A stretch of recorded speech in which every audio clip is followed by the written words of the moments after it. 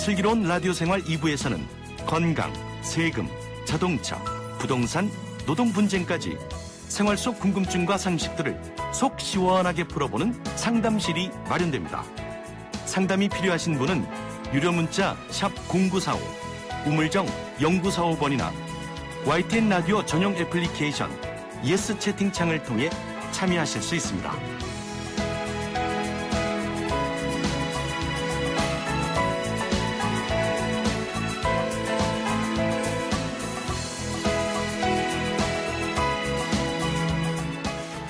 네, 매일매일 각 분야 전문가들과 함께 생활 속 다양한 궁금증 해결해 봅니다.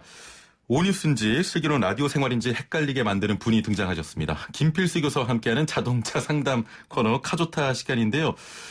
내 차 타이어의 교체 시기는 어떻게 할 수 있을까? 타이어 교체 시기 어느 정도 예상하십니까? 오늘은 이 자동차 타이어 교체와 관련된 자세한 정보들 준비했습니다. 오늘의 주제와 함께 자동차와 관련된 모든 궁금증 바로바로 답변해드리니까요.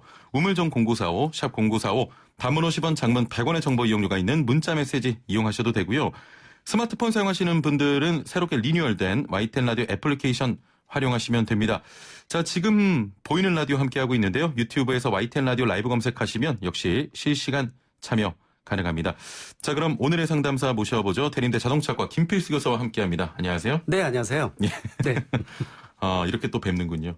그렇습니다. 제가 네. 슬기로운 자동차 생활 좀 노력하겠습니다. 알겠습니다. 또 이렇게 오뉴스에서 함께하다가 슬기로운 라디오 생활로 함께해서 굉장히 반가운데요. 네. 뭐 간단하게 각오 한마디만 부탁드립니다. 열심히 하도록 하겠습니다. 생존했습니다. 살아났습니다. 그러면 못 오신 분들은 뭐 죽은 거예요. 예, 알겠습니다.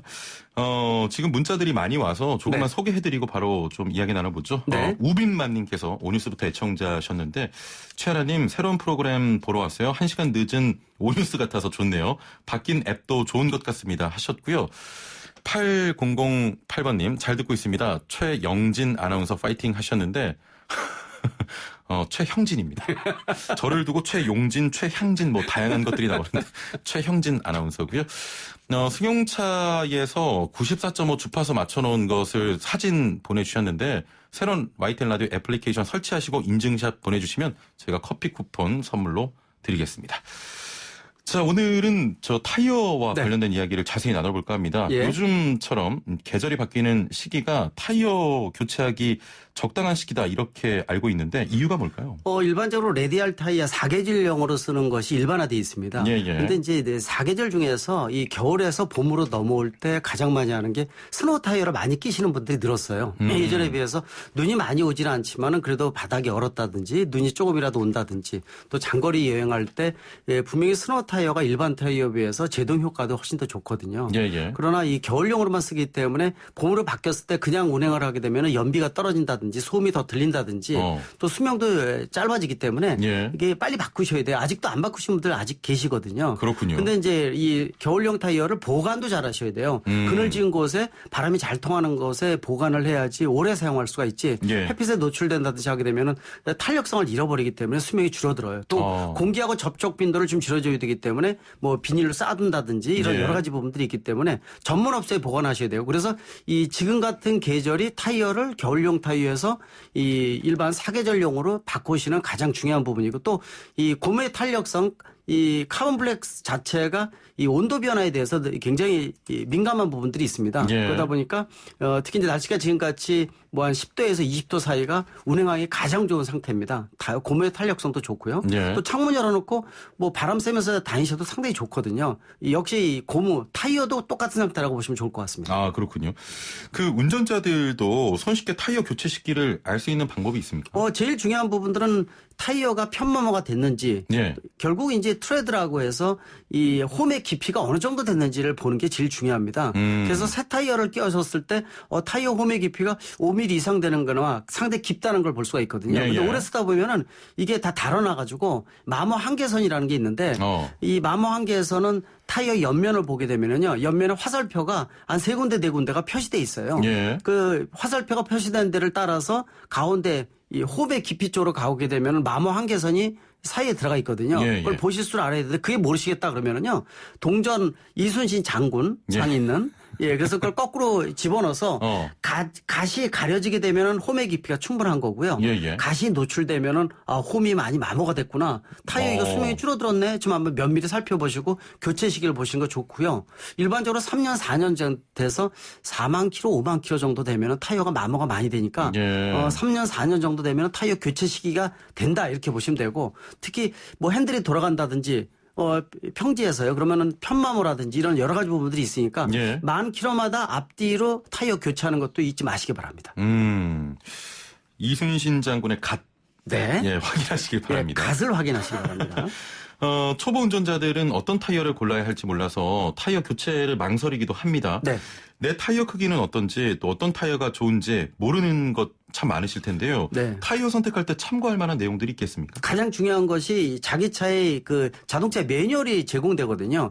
매뉴얼에 자기 차의 타이어의 크기가 얼마 크기가 적당한지 나와 있습니다. 또는 이제 앞문을 열게 되면 도어 옆면에 붙어 있거나 아니면은 그 연료 주입구 뚜껑에 붙어 있는 경우도 있어요. 그래서 위치가 조금씩 틀리지만은 자기 타이어의 타이어 공기압과 타이어의 크기가 모두 표시돼 있습니다.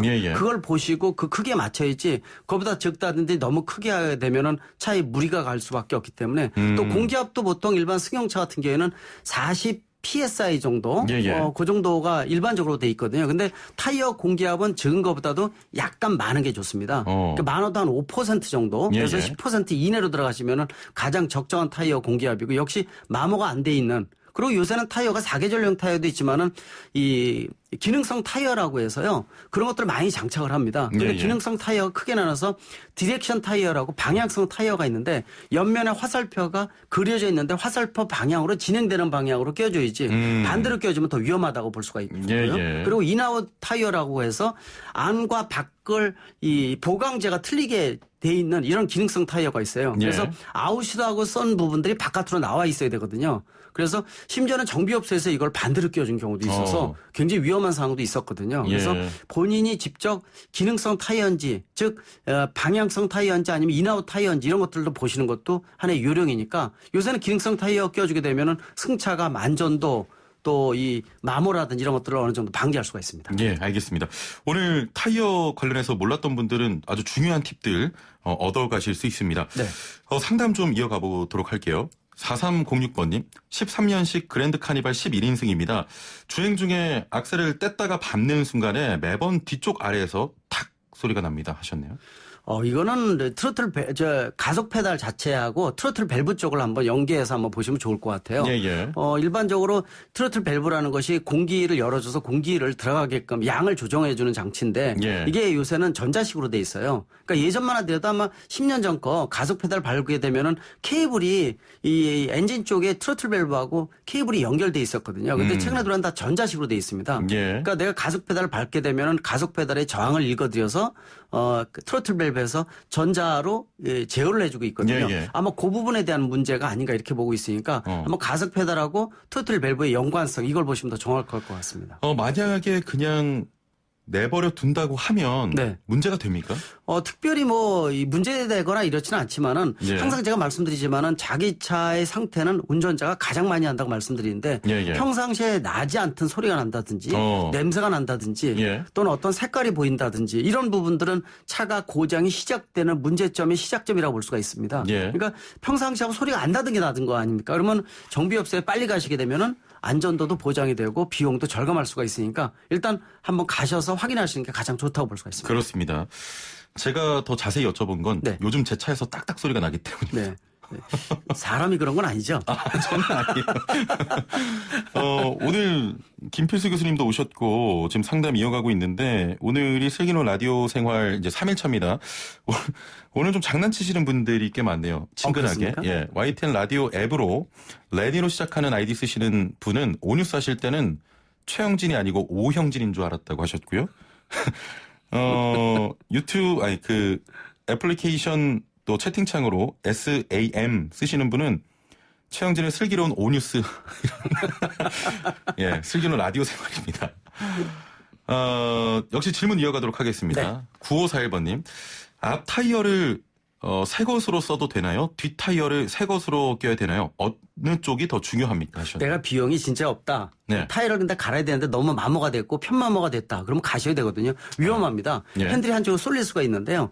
일반적으로 이 승용차 국내에서는 거의 95% 이상이 이 전륜 구동입니다. 근데 이 대형차는 후륜 구동이 많이 있거든요. 예. 구동륜 쪽에 바퀴를 바꾸셔야 돼요. 근데 한쪽 바퀴만 바꾸시면 안 되고 만약에 진짜 비용이 없다 그러면 네 바퀴는 다 못 바꾸겠다. 그러면 전륜 구동용이다. 그러면 앞 타이어 2개를 바꾸셔야 돼요. 그렇군요. 그리고 후륜은 2개를 예. 바꾸셔야 되고 예. 그러나 4개를 전체 바꾸는 게 좋고요. 또 제일 중요한 건 아까 말씀드린 대로 편마모가 생기면 안 되거든요. 예. 그래서 한쪽이 편마모 생기면 2개를 다 바꾸셔야 되거든요.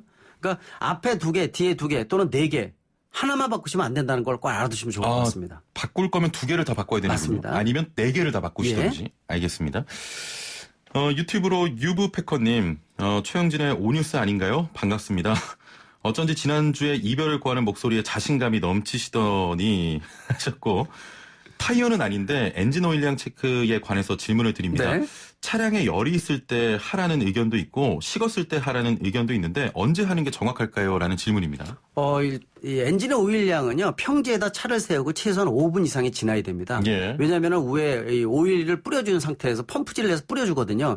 이 오일이 오일팬으로 완전히 내려온 상태에서 재주는 게 정확하니까 예. 뭐 아침 같은데 몇 시간 운행을 안 한 상태에서 재주면 더 정확하겠죠. 그래서 이 오일에 어느 정도 열이 있건 없건 간에 이거는 큰 문제는 없고요. 예. 어느 정도 오일이 내려와서 정확한 양이 되는지를 봐야 되거든요. 근데 오일 게이지를 보게 되면 F가 써 있고 밑에는 이 E라고 써 있어요. 그러니까 예. 비어 있거나 아니면 풀로 차 있거나 이건데 F하고 E의 중간 정도가 좋습니다. 예. 오일은 너무 많아도요. 오일이 넘치면서 도리어 엔진에 무리가 가거나 오일이 탈 수가 있기 때문에 너무 죽어도 엔진 탈 수가 있고 그래서 어디 부위냐라고 물어보신다면은 F하고 E 중간 정도보다 약간 높게 예. 중간 정도보다 약간 높은 상태 이 상태가 가장 좋으니까 일단 오일을 측정하시려면 평지에서 한 5분에서 10분 정도 지난 다음에 오일 게이지를 꺼내서 높이를 보는 게 정확하다. 그리고 오일의 오염 상태를 보시려면은 색깔을 보시는 것도 괜찮은데요. 예. 보통 디젤 오일 같은 경우에는 약간만 끓어도 시커멓게 변합니다. 근데 엔진 오일은 그래도 어느 정도 투명성이 있거든요.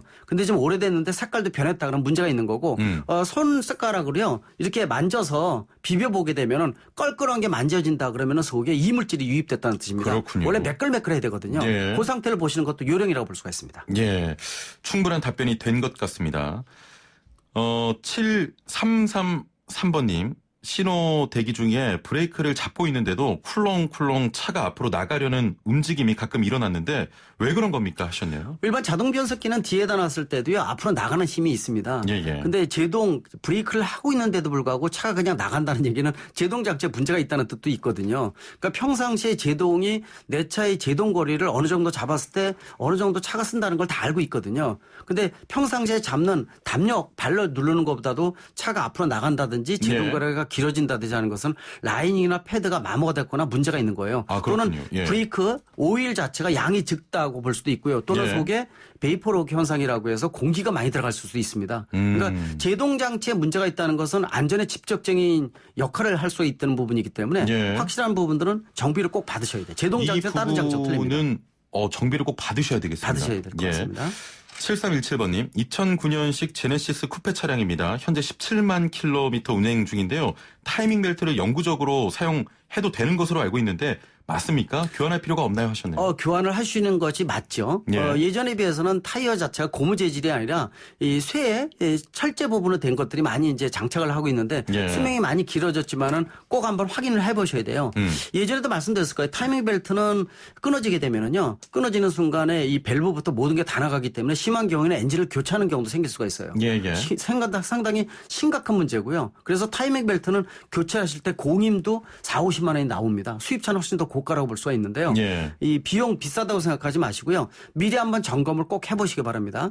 재질이 좋은 걸 쓴다 하더라도 타이밍 벨트는 상태를 보셔서 그래서 타이밍 벨트를 가실 때는 벨트만 가는 게 아니라 텐션 베어링이라든지 이 물펌프라든지 또 다른 벨트까지도 같이 통째로 갈아주는 것이 공임을 아낄 수 있는 방법이거든요. 그래서 타이밍 벨트 보실 때 다른 주변 장치까지 함께 보시게 되면 안전도를 보장할 수가 있으니까 꼭 한번 이것도 보셔야 됩니다. 보셔야 됩니다. 네. 애플리케이션 채팅창으로 노바2060님, 휠얼라이 전문점에서 오무겨 이상이 있다고 수리 후에 얼라이 하라는 판단을 받았습니다. 근데 사업소 가니까 오무 기어 수리 필요 없다고 하는데 얼라이를 받아야 할지 고민이 됩니다. 타이어는 1, 2년 후 교체 예정입니다. 조언 부탁드립니다.